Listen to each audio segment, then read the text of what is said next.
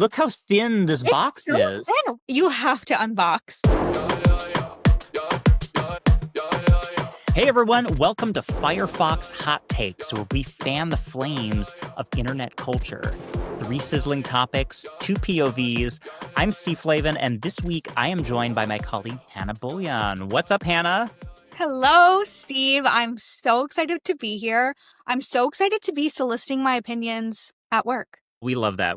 So thanks for joining us. We have had you as a guest on Outside the Fox, but for those who might not have met you yet, do you want to give us a quick intro? Absolutely. I'm Hannah. I've been at Mozilla for over a year and some change. But right now I am heading up our social and content for our advertising business. Amazing. So speaking of Outside the Fox, actually, we are on a short hiatus. We're expected to come back in November. So that's why, in the meantime, we thought it would be fun to try something new on our channel. Because what is Firefox if not a window to the internet? We certainly have a lot of opinions about what's online. So with that, let's get spicy. Ooh, I'm so excited. What are we talking about first? So our first topic are the Meta Ray-Ban Display, the smart glasses that were just announced recently. Totally. And basically, just to kind of recap, I used the last gen of these, which were, I believe they were actually called the Ray-Ban Meta glasses. So it's interesting that they flipped the branding a little bit. The previous gen was a lot simpler. They were basically glasses that had cameras. Right. And my favorite feature of them was actually it's kind of this bone conduction audio. So you can listen to music and take calls without having earbuds, which I was very skeptical of how good it would actually sound, but it was pretty decent. Obviously it sounds better with earbuds, but for casual listening, and it was kind of mind blowing to just be able to hear your environment. I also feel like that's really nice if you're someone who leaves the house with a light load, you're just phones, keys, glasses. Put on your glasses. You just need your glasses. You don't need to take headphones. But then again, sometimes I like everyone to know that I am wearing headphones. Exactly. No, I love the universal symbol of leave me alone. I've got my earbuds in. Right. And I'm also I'm a wired earbuds girl. Oh, yeah, that's the trend. There's something to be said about the elegant simplicity of just plugging something in and not having to recharge something. Exactly. There's this really great Instagram account called Wired It Girls, and it's just a bunch of very cool people wearing their wired headphones. And so I feel like it's a trend that's hitting all areas of the internet. Oh, I love that. What's old is new again.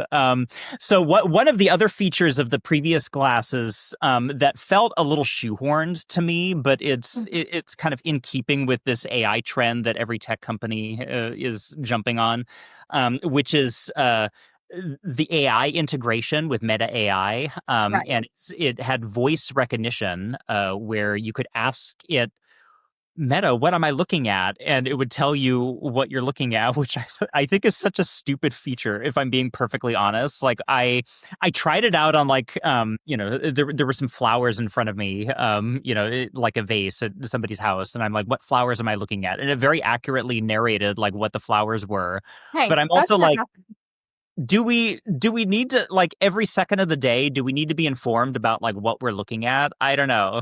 I have a hot take. I think I have my first hot take. Okay, what's your first hot take of the show, which is I don't think we need to know everything. Right? I think there's beauty in not knowing what type of flowers those are, and then maybe reminding yourself of them a couple of days later and being like, oh, what was that type of flower? I'm right? gonna Google it. Yeah. We're so accustomed to immediate knowledge and the immediacy of everything.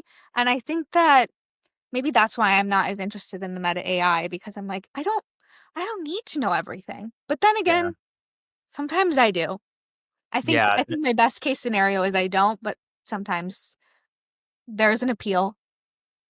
Yeah, 100%. I agree with you, actually. It was I believe it was an earnings call recently where Mark Zuckerberg, he was quoted as saying that humans will be at a cognitive disadvantage if they're not wearing AI glasses in the future. I love that. And that, first of all, that's a very Mark Zuckerberg thing to say. We love that for Mark. But second of all, I just fundamentally disagree. I think you're at a cognitive disadvantage if you're like plugged in all the time and ignoring everybody. Like it's that seems. Well, for one thing, the etiquette of it all, like, Yeah, so you're wearing these glasses. These new glasses have like a display, right? So right. you can see your notifications, your WhatsApp, you can have videos up. And what's interesting about them, and what's admittedly pretty cool from a tech perspective, is that somebody who's like just looking at you, you can't see the screen. So it doesn't look Right. obvious necessarily that you're just like not paying attention to them.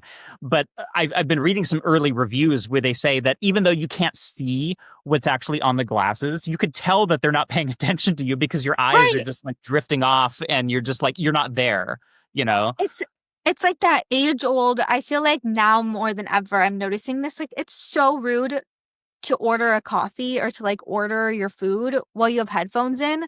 Imagine, Yeah, and we're so like I'm guilty of doing it sometimes when I'm like, listening to my podcast, I'm really into it, or I'm on the phone with my mom and I'm like, I don't want to hang up the phone with her. She can just wait. But it's like we should be giving the people in front of us the time of day. sure. And if I'm just imagining myself trying to have like a normal conversation with someone with those glasses on, and they're like, "Sorry, my AI is on," and I'm like, Yeah. Well, "Sorry, also I didn't see it."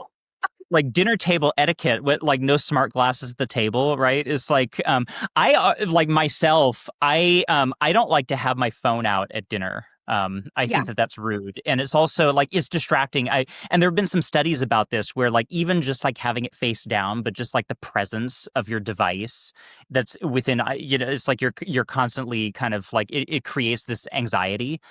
yeah. So Put it I mean, away. arguably even in my pocket because I feel the weight of it in my pocket and it's Yeah, like it's always there. But I do find some reassurance in the like I want to make sure that nobody steals it or that it doesn't fall out or anything. So it's like having it there is like okay, it's put away, but I can yeah, concentrate on the person in front of me. yeah. Um, but it is interesting that so I mean back to the previous gen glasses that I tried. Here in LA they did a pop up, a Meta pop up, where you could try the Literally. glasses, and it was on Santa Monica Boulevard. It was a lot of fun to go in there and just like they have like little sculptures and things that you could like look at and just like record video. I was actually very impressed at the video quality.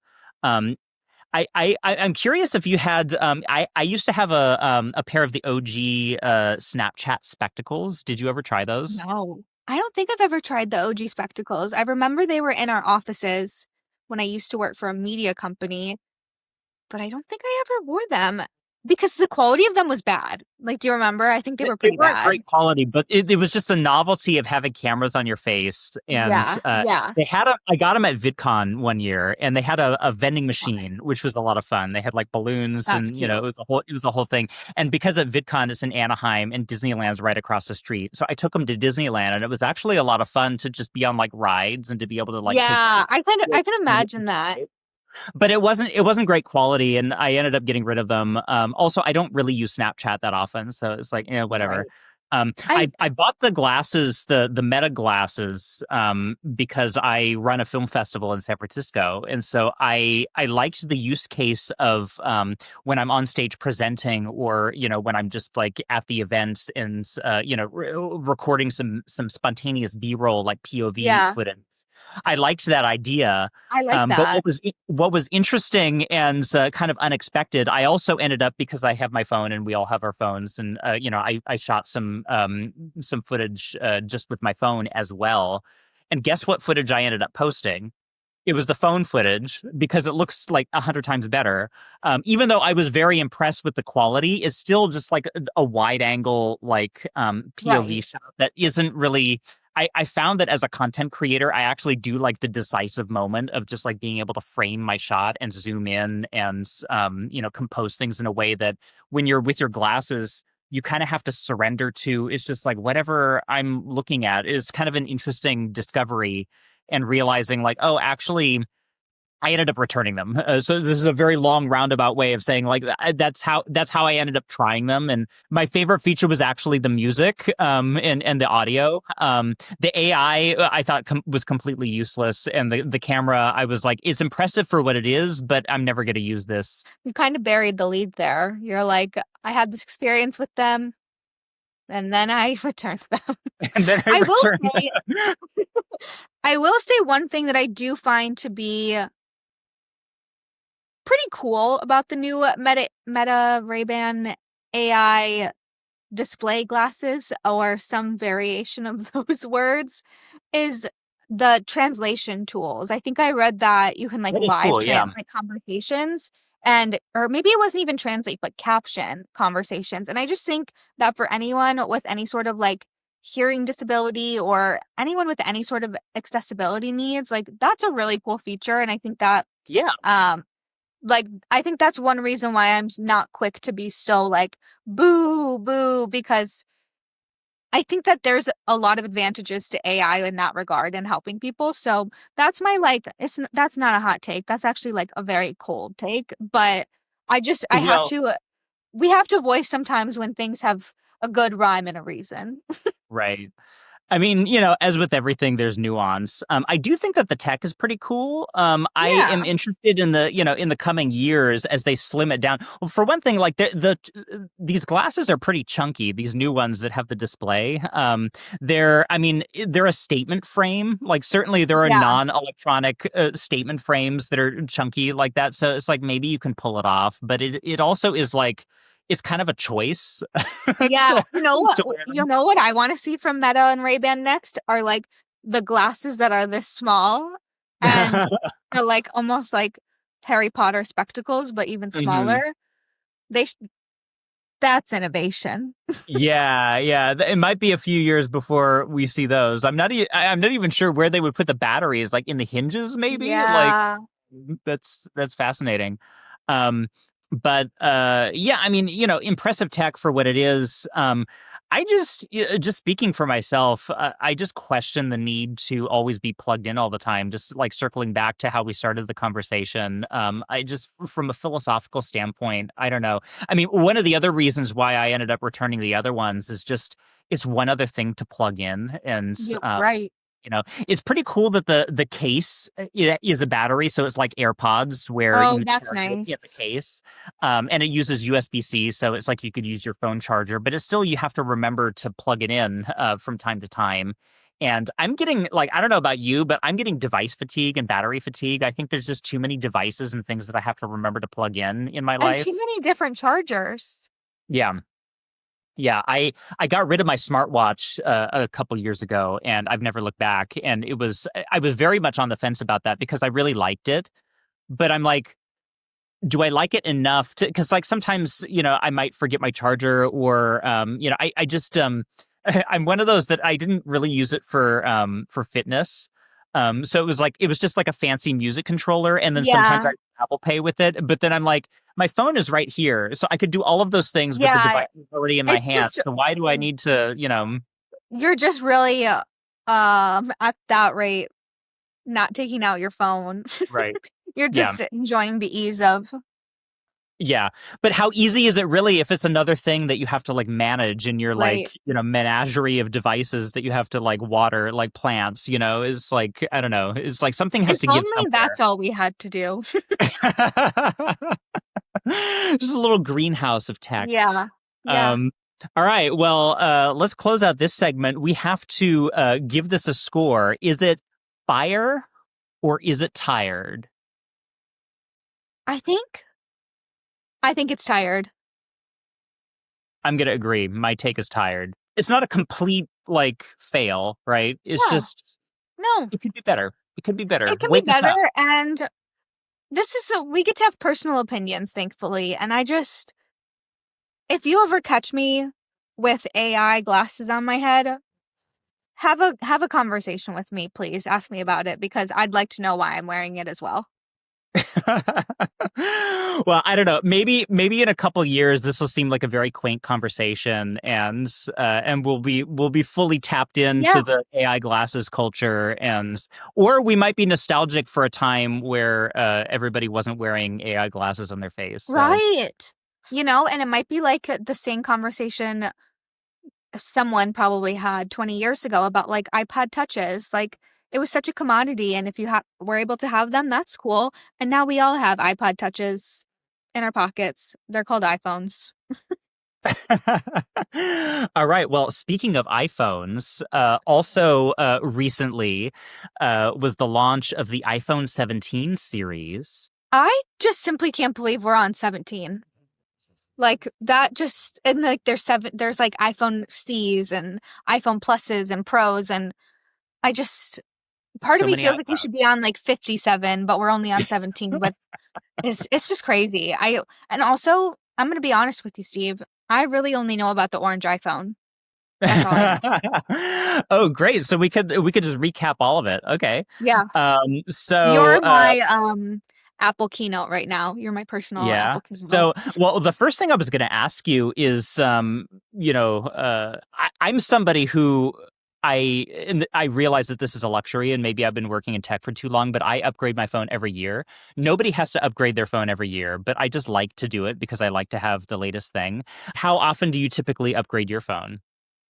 I wait until my phone no longer holds a charge. I hold on to my phone because I hate change. Like I don't upgrade the iOS. Oh, really? I think Okay. that would stress a lot of people out. I don't update my iOS regularly. I wait until it's forced upon me. So remember when I think it was last year when the iOS updated in the photo app like Oh, became yeah. absolute garbage. I was marked safe because I don't up I don't upgrade.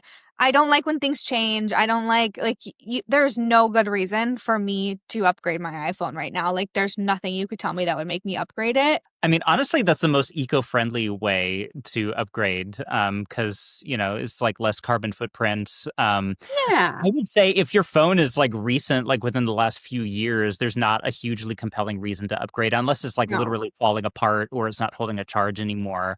The like cameras, in particular in the last few years of, recent generations of phones have been really good, and it's like Yeah. incremental upgrades. Yeah. And I also kind of feel like there was an era where maybe there among people who like created content in a specific way, there were some of the older iPhones that actually felt like people preferred over the newest iPhone in terms of camera quality, Mm. just because Mhm.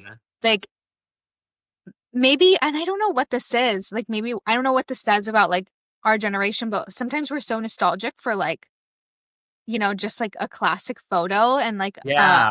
like physical photo. And so when things get too crisp and when things get too high Yep. quality, we're almost like that doesn't feel true and authentic to the type Yeah. of content we're creating. Like I even know sometimes when like recently I was taking a selfie and I was like, oh, I don't remember these wrinkles appearing on my phone, and and it's like, wow, that's Too because high res. yeah, the high res is there. Like, oh, I kind of miss that like iPhone 12, just hmm hmm That's actually an interesting trend that I've noticed as a photographer and a content creator is people being nostalgic for like old school digicams. yes, And and like that's huge early right early now. millennial nostalgia for like I mean I still have mine that I had when I was in college that is like, oh, now it's like cool again, Yeah, to go back to this like little itty bitty camera. But people take them there out. is something to be said about that. Yeah. I mean, I've been in like parties and bars where people have their digital cameras out, and also the Canon GX7 or G7 or that new Canon E7X. camera, G7 is so popular because Yep. I feel like people like the quality is amazing. The quality is great. But also I think part of the appeal to it is like you take a bunch of pictures and then the next morning you like have to physically, connect it or like do it through Yeah. Wi-Fi. Like it's not like that like you're not getting that immediate return on it, which I think is Yep. like really appealing for people who want to like seem to be living it more in the moment, you know? Yeah, it slows you down and makes you more intentional. But we're getting a Yeah. little off topic. Let's talk back Yeah. to Back to the iPhones. iPhone. So, I mean, on that note, though, like as a content creator myself, that's always how I've justified upgrading every year, is because I just like to have the best camera. It just Yeah. makes me feel better to know that it's like, oh, this is the app. Even if it's an incremental upgrade, it's like, well, this is the best, and it's always, they say the best camera is the one you have with you. And so if it's always in my pocket, then, That's the best I'm camera. ready to go. Um, and so there were three notable iPhone models that were released. One is just the standard iPhone 17, Okay. which is an incremental upgrade from the iPhone 16. And then, of course, the iPhone 17 Pro and iPhone 17 Pro Max, which are basically the same phone, but one is bigger. Okay. And that's the one that comes in orange. And it's more industrial now. It's the camera bar is huge, but they've packed a bigger battery in the phones. The battery life is way better, and the cameras are super high resolution. They now support professional video codecs, so you can use it in like a video production context. You can shoot in ProRes. You can shoot in HDR, which is really cool. It has That's really cool. it has an 8 times zoom lens, so you could zoom in 8 times with optical quality. And I've seen a lot of people on Instagram like testing it out, and it's pretty wild that you can get that high of quality. So this could be great at concerts, So that was very tempting. And I've like the last few years, I've always had the Pro Max because Okay. having the biggest screen, I like having the biggest battery and the best battery life. And then I would always get the highest capacity, even though literally no one needs a 1 terabyte phone. I just liked having it because, like, if I want to go crazy someday and just like take a bunch of ProRes videos, it's just nice to know that I have the Yeah. space if That I you can want. support it. Now the Pro Max comes in a 2 terabyte model, which just seemed insane to me. I'm like, I just That's can't. Like, crazy. it's just like past the threshold where I'm like, I can't have a 2 terabyte phone. That's ridiculous. That's like I would more space than never my computer. delete a photo again in my life, and I already don't delete them. Like, Right. I would just, it'd be terrible. I mean, I have iCloud too, so it's like everything's all backed up. But in any case, so what I ended up getting, and this is a ritual every year. There's the pre-order, because I want to have it on day one. They Yeah. usually sell out. The most popular models usually sell out within minutes. And I'm on the West Coast, so the pre-orders go on sale at 5 a.m. Pacific or 8 a.m. Eastern. And so I set my alarm for 5 a.m. every year. Love And it. then I wake up, and then usually I'm like looking at a spinning wheel for probably 10 to 15 minutes because Totally. it's like buffer, it's like a lot of people are rushing in the gates. It's like Black It's like Friday, Ticketmaster. Yeah, exactly. And so usually I get in, I always save because you could pre-save the configuration that you want. And then when you log in, then it's like you just click checkout and then it's done. And so I did that this year. I got the iPhone 17 Pro Max in silver. It doesn't come. I always get the black version. It doesn't come in black this year. They have a dark blue, which one of the executives was talking about. Like, if you want a dark phone, we have this beautiful blue model. I'm like, I don't want blue. Like, it's just not. I'm monochrome. So they didn't make black? They didn't make a black one this year. So I'm like, okay, well, I guess I'll go with silver because it's monochromatic. But I was feeling very conflicted about that. So I get the phone on day one successfully. Congratulations. And I open it up, and I've never done this with a phone before. Like, I opened it up, and I like literally gasped. It was so big and so heavy. It's like even bigger, Wait, thicker and heavier than last year. And I just put it in the box. I'm like, no, I can't. No, this is just like, it's past this like invisible threshold of just like being too unwieldy. I just can't invite this into my life. So Also, like the silver was just like blinding. I'm just so used to a sleek black device that I'm just like, I can't carry this beacon of tech with me. Like it turned me off in so many ways. I don't care how good the camera is or how good the battery life is. It just didn't like it immediately from a like an aesthetic standpoint just did not well, and also just like from a weight and like the thing's like a brick. you don't I have just it. couldn't. It's gone. Huh? It's gone. You It's returned not, it? I put it. So what I did is the next day, I went to the Apple store, and and I didn't mention this. So the third iPhone model that came out, which is different than the previous ones, is the iPhone Air, which is a very slim, slender model. I didn't even Um, know about her. yeah. Oh, it's so. I was kind of on the fence about that because there are some trade-offs. One is battery life. It is a thinner phone, so it has a smaller battery. They've done some things on the software side and on the processor side to optimize for the battery to get better battery life, but Interesting. it's not going to be as good as as the one that I got. So that's a compromise. The other is that the camera only has one lens instead of three. Oh, Um, boo. but on the other hand, it's like, how many camera lenses do you need, really? And so I went to the Apple store the next day, and I had this behemoth of a phone, and I'm like, what am I going to do? Am I going to downgrade to the smaller, like Pro model? But then I saw the iPhone Air, and it just had my whole heart. And so, and it wasn't sold out. Like the Pro I'm Max was shocked. like sold out. So I ended up, long story short, I ended up exchanging it for an iPhone Air, and I put it back in the Wow. box so I could do a fake unboxing. But I have it here. Look how thin this It's box so is. thin. Wait, you have to unbox. All right, see, look, That's looks like an Apple Pencil. right? Okay, so we're going for it. We're going for it. Here it is. Dun dun dun. Oh my gosh, it's Woo! already set up for me. How convenient. Wait, All it's right. really cute. Oh my God.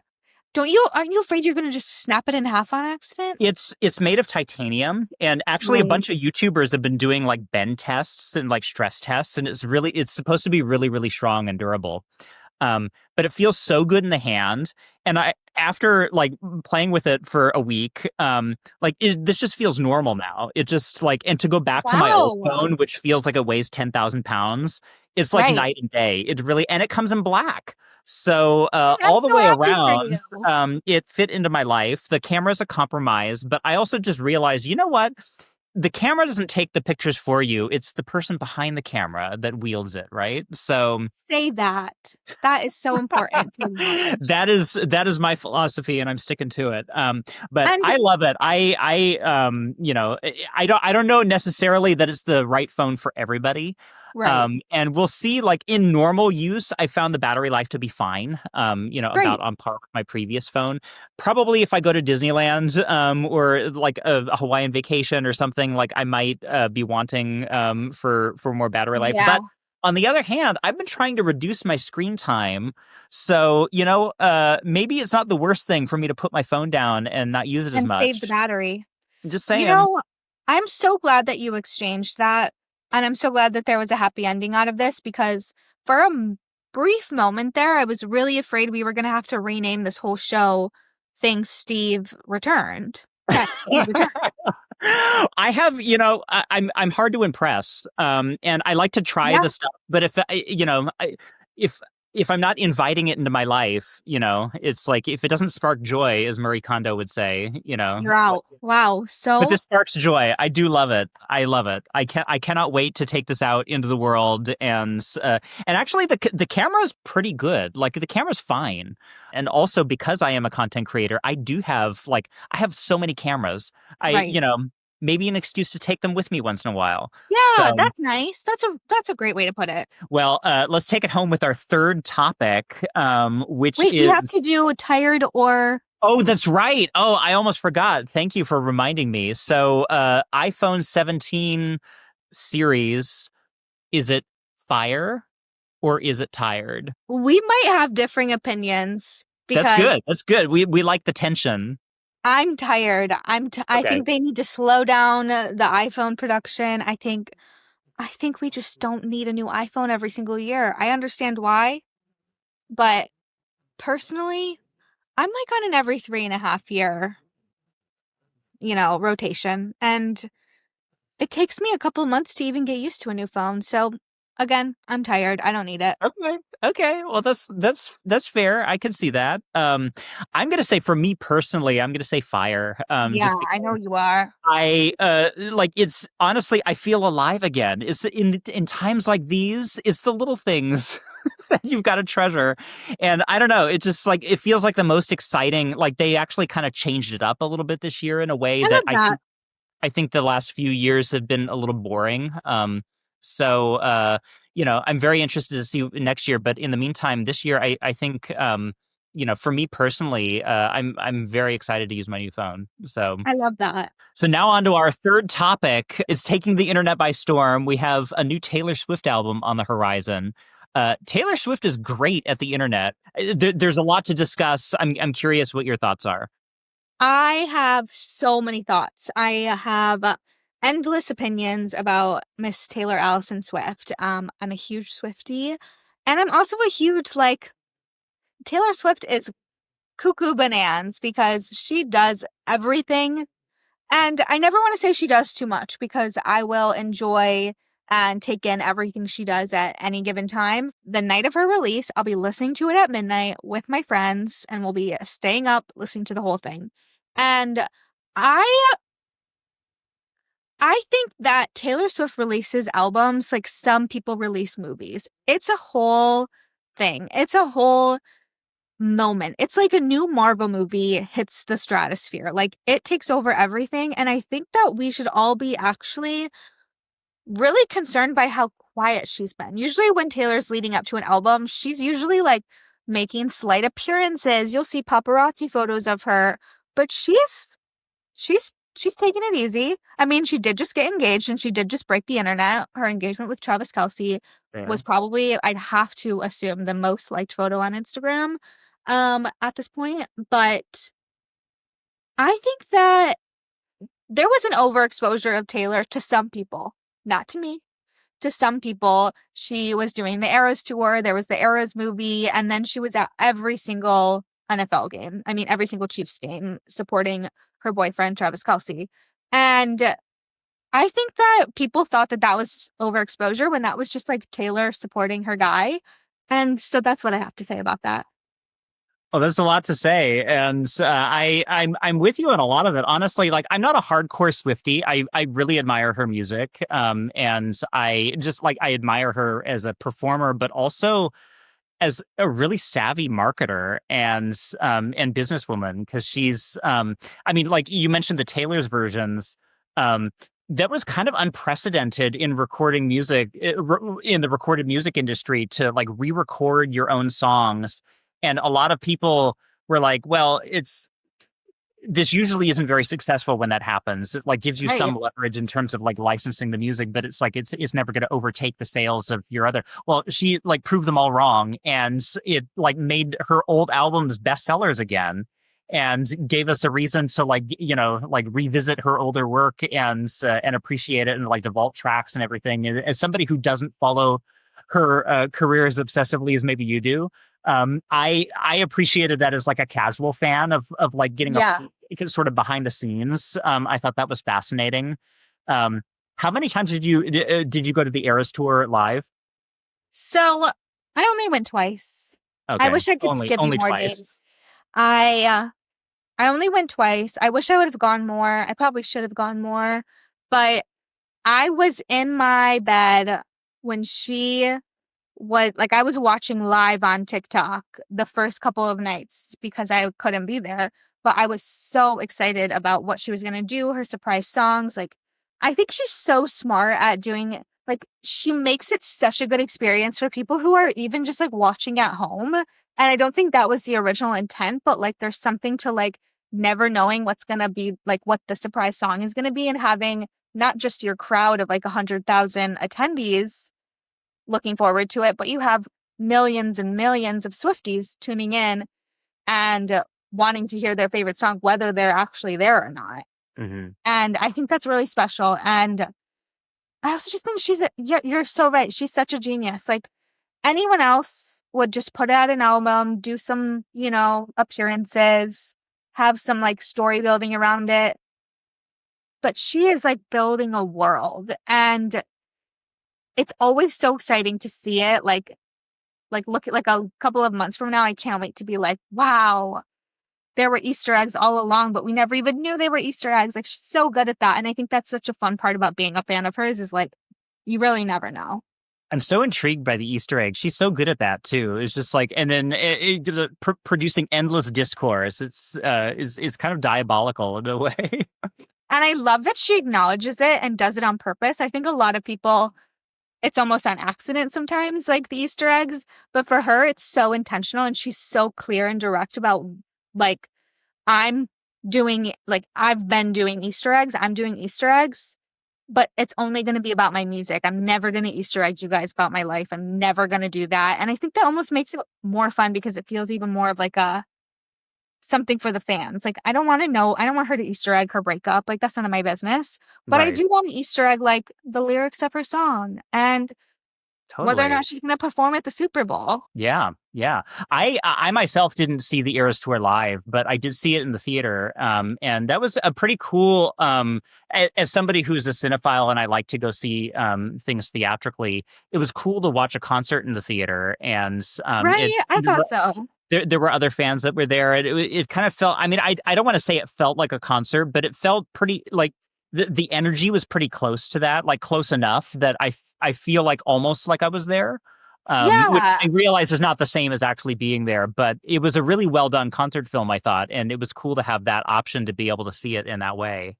I agree. I think she did such a great job with that. I think that was so, again, like, it's so for her fans. Like, it's not for, I'm so glad you went. And I think a lot of other like casual viewers also went, but it was so for the fans who just were like, I want to relive this. Like, I just want to be able to turn on the Eras Tour whenever I want. And I'm so glad it exists. Well, on that note, let's grade Taylor Swift's internet game. It's too early to grade her album. Right. But is her Totally. internet game fire or is it tired? It's fire. It's always going to be fire for me. I have to agree. I see. I had no notes, no No notes. flaws. I think the only note is I'm like, sometimes I wish celebrities posted on the internet like normal people again. Like, there was a time where we used to do that. And her old Instagram is so fun. Highly recommend to scroll if you're ever bored.